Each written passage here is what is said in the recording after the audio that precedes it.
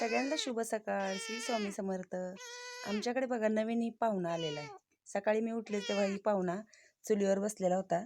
पाहुण्याच्या अंगावरनं एकदा असा डोक्यावरनं हात फिरवला की झाली ओळखच झाली.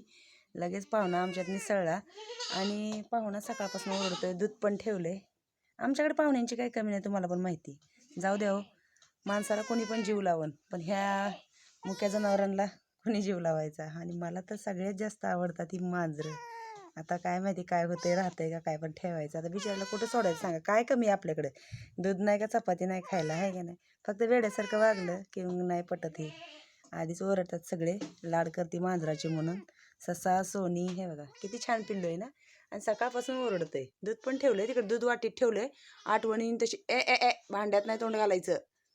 ते बघा तिकडे दूध ठेवलंय, तिकडे जाऊन दूध पितीये. कोण आहे काय माहिती, आता बोका आहे का मांजर आहे. तर चला दाखवते आज आमचं काय चालू आहे स्वयंपाकामध्ये.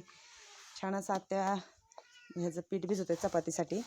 आणि इकडे मी भेंडी धुवून घेते मस्त अशी.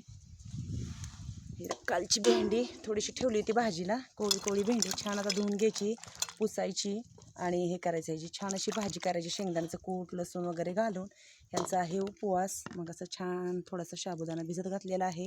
आणि इकडे मस्त आत्याने बघा असं छान पीठ भिजवले की छान चपात्या होतात.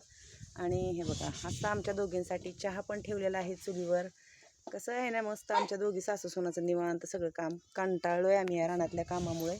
मग आज थोडंसं काय हे करायचं नाही आहे, भाजीपाला तोडायचा नाही आहे. मग म्हणलं हे बघा हे सॅम्पल तिकडे गेलं आहे भांड्यात. ती घाबरली ना बिचारी, हे बघा कसली शिफ्टी फुगवली.